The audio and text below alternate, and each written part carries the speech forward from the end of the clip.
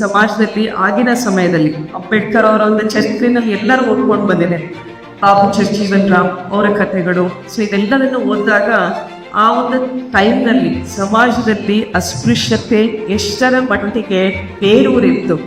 ಮತ್ತೆ ಶಿಕ್ಷಣ ಒಂದೇ ನಮಗೆ ಅಸ್ತ್ರ ಅನ್ನೋದು ಅಂಬೇಡ್ಕರ್ ಅವರಿಂದ ಹಿಡಿದು ಎಲ್ಲ ಶೆಡ್ಯೂಲ್ ಕಾಸ್ಟ್ ಲೀಡರ್ಸ್ ಇದಾರಲ್ಲ ಅವರೆಲ್ಲರೂ ಅದನ್ನೇ ಒಂದು ನಂಬಿಕೆ ಇಟ್ಕೊಂಡು ಶಿಕ್ಷಣಕ್ಕೆ ಸಾಕಷ್ಟು ಮಹತ್ವ ಕೊಟ್ಟಿದ್ದರು.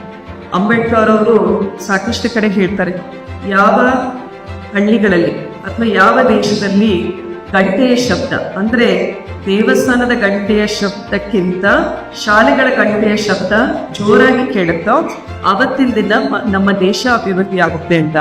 ಸೊ ಈ ರೀತಿ ಒಂದು ನಂಬಿಕೆ ಇಟ್ಕೊಂಡವರು ಶಿಕ್ಷಣವೇ ಒಂದು ದೊಡ್ಡ ಅಸ್ತ್ರ